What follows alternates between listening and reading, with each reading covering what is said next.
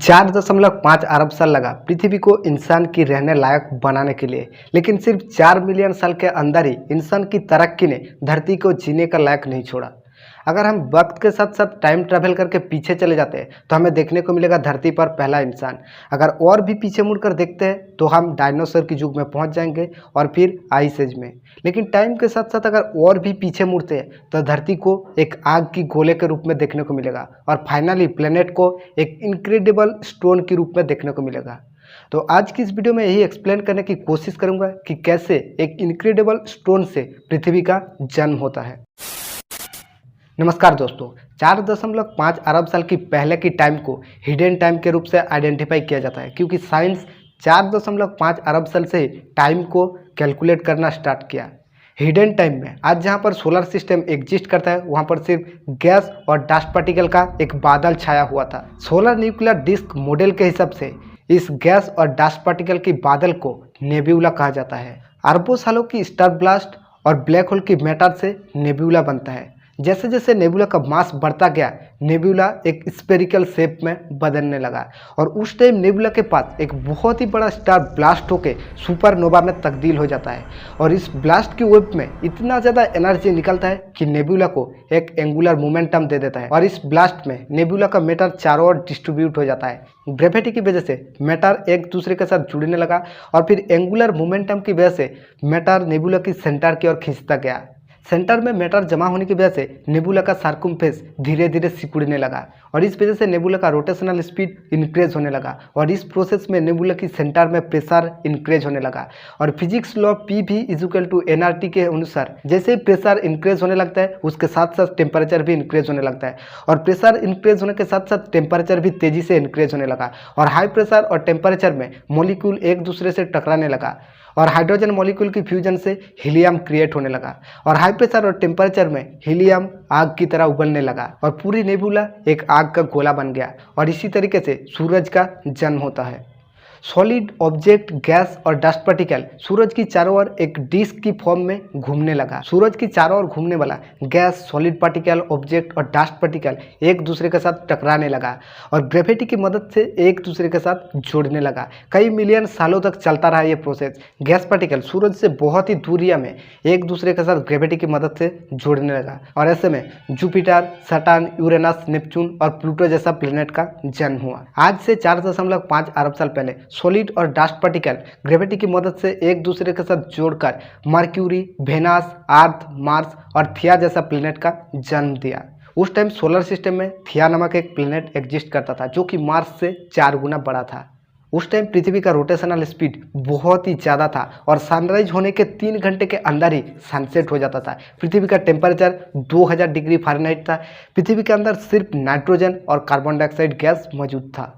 Temperature इतना ज़्यादा होने की वजह से पूरा गोला एक ज्वालामुखी का समुंदर हुआ करता था, जहाँ पर चारों तरफ आग उबलते रहते थे, ज्वालामुखी विस्फोट होता रहता था। जुपिटर और वेनस की ग्रेविटेशनल इन्फ्लुएंस की वजह से थिया प्लेनेट 10 मील पर सेकंड स्पीड से पृथ्वी की ओर बढ़ने लगा और आकर पृथ्वी से टकरा गया।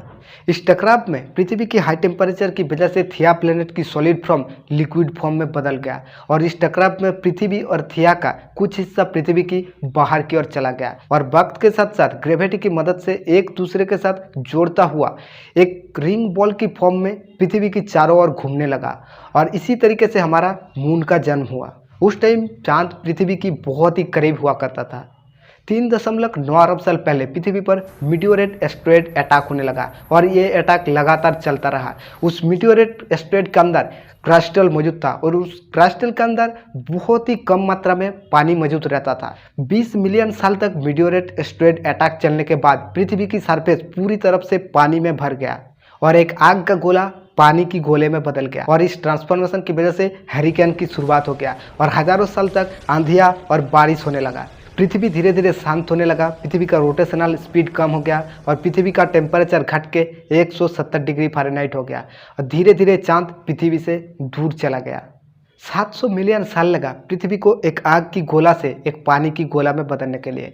पृथ्वी का पूरा सरफेस पानी में ढक चुका था और बीच में छोटे छोटे टेनी आइलैंड था। पानी के ऊपर ज्वालामुखी विस्फोट होने लगा और वक्त के साथ साथ ठंडा पड़ गया। 3.8 अरब साल पहले पृथ्वी पर फिर से मीटियोरेट एस्टेरॉयड अटैक होने लगा और इस बार कुछ मिस्टीरियस देखने को मिला। उस मीटियोरेट एस्टेरॉयड अटैक में से मिनरल, प्रोटीन और कार्बन रिलीज होने लगा और मिनरल, प्रोटीन और कार्बन की रिएक्शन से एमिनो एसिड बनने लगा और धीरे धीरे ओशियन के अंदर एमिनो एसिड का एक लेयर बन गया। लेकिन एक ड्रामेटिक इल्यूजन ने उस एमिनो एसिड को एक चिमनी का फॉर्म दे दिया और उस चिमनी की फॉर्म से गर्म लिक्विड निकलने लगा और उस लिक्विड में कई तरह की केमिकल था और उस केमिकल से धरती पर पहला सिंगल सेल बैक्टीरिया का जन्म हुआ। लेकिन 100 मिलियन साल के अंदर भी कुछ भी नहीं बदला सिवाय एक सिंगल सेल बैक्टीरिया के अलावा। 3.5 अरब साल पहले समुद्र के अंदर कॉलोनी की तरह मिल्ट रहने लगा और उस मिल्ट के अंदर मीडियोलाइट बैक्टीरिया रहता था और उस बैक्टीरिया सर्वाइव करने के लिए सनलाइट की मदद से वाटर के साथ रिएक्शन करके ग्लूकोज तैयार करने लगा और इस रिएक्शन से कुछ मिस्टीरियस देखने को मिला। इस मिस्टीरियस रिएक्शन से ऑक्सीजन का जन्म हुआ। धीरे धीरे ओशियन के अंदर ऑक्सीजन भरने लगा और ऑक्सीजन इंक्रीज होने की वजह से एटमॉस्फेयर में बदलाव होने लगा और मीडियोलाइट बैक्टीरिया ने धरती पर जीवन के लिए सबसे इम्पोर्टेंट रोल अदा किया था। 2 अरब साल में कॉन्टिन्यूसली ऑक्सीजन लेवल इंक्रीज होता गया और पृथ्वी का रोटेशनल स्पीड और भी धीमा हो गया। एक दिन 16 घंटे का होने लगा। 1.5 अरब साल पहले पृथ्वी एक ब्लू प्लेनेट बन गया जिसके अंदर छोटे छोटे टीनी आइलैंड का डॉट था। पृथ्वी के सेंटर में टेम्परेचर और प्रेशर बहुत ही ज़्यादा होने की वजह से इस मिस्टीरियस फोर्स ने पृथ्वी की सरफेस को ब्रेक कर दिया और इस इंसिडेंट की वजह से छोटे छोटे आइलैंड करीब आकर एक दूसरे के साथ जुड़ने लगा और 400 मिलियन साल तक ये प्रोसेस चलने के बाद सभी आइलैंड जोड़कर एक सुपर कॉन्टिनेंट बन गया था जिसका नाम था रोडिनिया और रोडिनिया धरती का पहला भूभाग था। ऑक्सीजन लेवल कॉन्टिन्यूसली इंक्रीज होने की वजह से एटमॉस्फेयर में धीरे धीरे बदलाव होने लगा और पृथ्वी का टेम्परेचर 85 डिग्री फ़ारेनहाइट हो गया। एक दिन 18 घंटे का होने लगा। 715 मिलियन साल पहले रोडिनिया के नीचे जमा हुआ लावा की गर्मी की वजह से रोडिनिया की सरफेस 2 हिस्सों में डिवाइडेड हो गया और वक्त के साथ साथ आइलैंड एक दूसरे से दूर होता गया और जियोलॉजिकल एक्टिविटी की वजह से आइलैंड के ऊपर वोल्केनो विस्फोट होने लगा और उस विस्फोट से हजारों टन कार्बन डाइऑक्साइड निकलने लगा और एटमॉस्फेयर में पूरी तरह से कार्बन डाइऑक्साइड फैल गया। पानी के साथ कार्बन डाइऑक्साइड मिक्स होने की वजह से एसिड का बारिश होने लगा और एसिड की बारिश होने की वजह से लावा ठंड पड़ के रॉक बन गया और एसिड की बरसात से रॉक कार्बन डाइऑक्साइड एब्जॉर्ब करने लगा। धीरे धीरे एटमॉस्फेयर में कार्बन डाइऑक्साइड का लेवल घटने लगा और कार्बन डाइऑक्साइड की लेवल घटने की वजह से सूरज की रोशनी बहुत ही कम मात्रा में धरती पर आने लगा और इसी वजह से 1000 साल के अंदर ही 85 डिग्री टेम्परेचर से धरती की तापमान -60 डिग्री फ़ारेनहाइट हो गया और यहीं से पृथ्वी का आइस एज की शुरुआत होता है। पृथ्वी पहले एक ब्लू प्लेनेट और फिर एक स्नो बॉल में बदल गया। पृथ्वी का सरफेस 10,000 फीट बर्फ की चादरों में ढका हुआ था। 615 मिलियन साल पहले पृथ्वी की सेंटर की टेम्परेचर लगभग सूरज की तापमान जैसा गर्म हो गया था और इस वजह से बर्फ के ऊपर फिर से लावा का विस्फोट होने लगा। ज्वालामुखी की विस्फोट की वजह से एटमॉस्फेयर में फिर से कार्बन डाइऑक्साइड फैलने लगा और एटमॉस्फेयर में कार्बन डाइऑक्साइड फैलने की वजह से फिर से धरती पर सूरज की रोशनी ज़्यादा मात्रा में आने लगा और धरती का तापमान धीरे धीरे इंक्रीज होने लगा। 15 मिलियन साल लगा था पृथ्वी की सरफेस के ऊपर जमा हुआ बर्फ को मेल्टिंग होने के लिए। आइस और सनलाइट की रिएक्शन से और भी ज़्यादा मात्रा में ऑक्सीजन क्रिएट होने लगा। सूरज की अल्ट्रावायलेट रे और आइस के अंदर मौजूद वाटर की मॉलिक्यूल की रिएक्शन से हाइड्रोजन पेरोक्साइड क्रिएट होने लगा और हाइड्रोजन पेरोक्साइड से और भी ज़्यादा मात्रा में ऑक्सीजन निकलने लगा। 600 मिलियन साल पहले धरती का तापमान फिर से इंक्रीज होने लगा और एक दिन 22 घंटे का होने लगा। इससे भी पहले पृथ्वी पर सिंगल सेल बैक्टीरिया का जन्म हुआ था लेकिन आइस एज के अंदर सिंगल सेल बैक्टीरिया सर्वाइव नहीं कर पाया। 540 मिलियन साल पहले समुद्र फिर से ऑक्सीजन में भर गया और समुद्र के अंदर कई तरह के क्रिएचर्स की जन्म हुआ। 460 मिलियन साल पहले सूरज की रेडिएशन के साथ ऑक्सीजन की रिएक्शन में ओजोन गैस का फॉर्म तैयार हुआ और ओजोन गैस एटमॉस्फेयर को एक चादर की जैसा मोड़ दिया और ओजोन गैस सूरज से निकला हुआ रेडिएशन एब्जॉर्ब करने लगा। 40 मिलियन साल के अंदर ओजोन गैस का लेयर बहुत ही थिक हो गया था और इसकी वजह से सूरज से निकला रेडिएशन धरती पर आना पूरी तरह से बंद हो गया था। 375 मिलियन साल पहले पानी से पहला जीव धरती पर बाहर निकल कर आया था और ये एक बहुत ही इंपॉर्टेंट मूवमेंट था आज की धरती को बनाने के पीछे। 50 मिलियन साल की एवोल्यूशन की वजह से क्रिएचर और भी स्ट्रॉन्ग होने लगा और धरती की चारों ओर मॉस और फार्न का जंगल बनने लगा। 300 मिलियन साल पहले धरती पर पहला एम्पोराइड प्लांट का जन्म हुआ और इस प्लांट और भी ज़्यादा ऑक्सीजन निकलने लगा।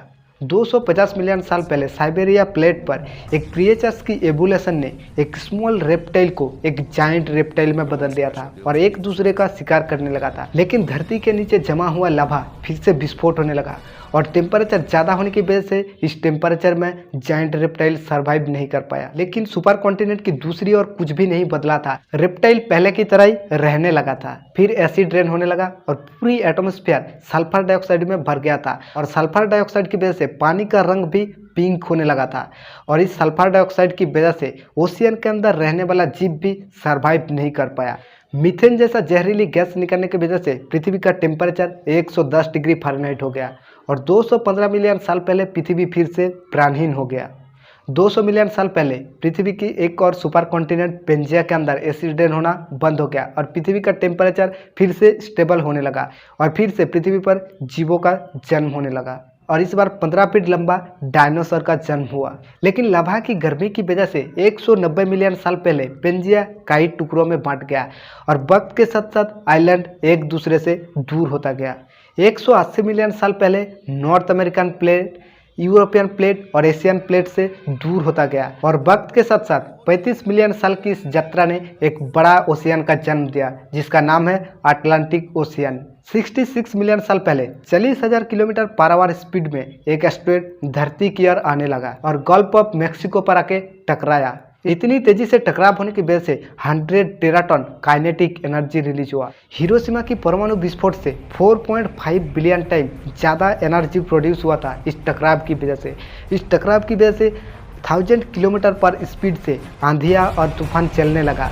330 फीट ऊंचाई सुनामी आने लगा समुद्र के ऊपर और इसी एस्टेरॉयड अटैक की वजह से धरती से डायनासोर प्रजाति विलुप्त हो गया और इस एस्टेरॉयड अटैक के 19 मिलियन साल बाद पृथ्वी धीरे धीरे शांत हो गया और एटमॉस्फेयर आज की जैसे हो गया। टेम्परेचर 75 डिग्री हो गया। एक दिन 24 घंटे का होने लगा। फिर से क्रिएचर्स और प्लांट का जन्म हुआ।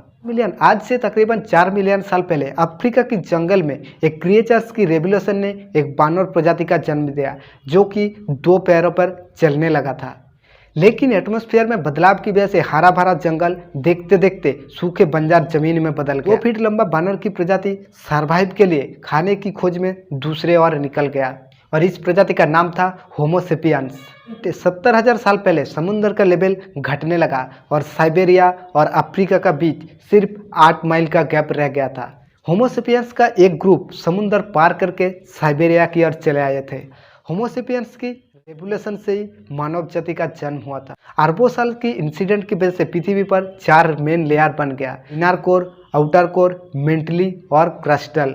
आयरन और निकेल के मिश्रण से बना इनर कोर की रेडियस है 1220 किलोमीटर और ये 6400 किलोमीटर से 5180 किलोमीटर में फैला है। इसका टेम्परेचर 9800 डिग्री फ़ारेनहाइट है और इसके अंदर प्रेशर पृथ्वी की सरफेस की प्रेशर से 3 मिलियन टाइम ज़्यादा है। आयरन और निकेल की लिक्विड फॉर्म में बना आउटर कोर 5180 से 2880 किलोमीटर में फैला है। यूरेनियम और थोरियम की रेडियो एक्टिव रिएक्शन की वजह से इस कोर के अंदर इलेक्ट्रिसिटी जनरेट होता है और इसी इलेक्ट्रिसिटी से धरती पर मैग्नेटिक फील्ड जनरेट होता है और आउटर कोर दूसरे कोर के साथ संबंधित होने की वजह से धरती का मैग्नेटिक फील्ड 2 लाख से 3 लाख साल के अंदर रिवर्स होने लगता है। आयरन, मैग्नीशियम और सिलिका की मिश्रण से बना मेंटली कोर का लेयर धरती का सबसे थिक लेयर है। इसका थिकनेस है 3000 किलोमीटर। इसी लेयर से ज्वालामुखी का विस्फोट होता है और मेंटली कोर के ऊपर ही टेक्टोनिक प्लेट बना हुआ है। सिलिका, एल्यूमिनियम और ऑक्सीजन से बना क्रास्टल लेयर की थिकनेस धरती की अलग अलग हिस्से पर अलग अलग है। समुद्र के नीचे क्रास्टल कोर की थिकनेस है 5 किलोमीटर, वहीं पर भूभाग के नीचे 30 से 70 किलोमीटर चौड़ा है। मेंटली और क्रास्टल लेयर के बीच टेक्टोनिक प्लेट बना हुआ है और ये टेक्टोनिक प्लेट बहुत ही धीमी गति से मूव करता है, पर ईयर 3 to 5 इंची मूव करता है। उम्मीद करता हूँ पृथ्वी के जन्म की हिस्टोरी आपको इन्फॉर्मेटिव लगा। Thank you so much. Wish you all the best.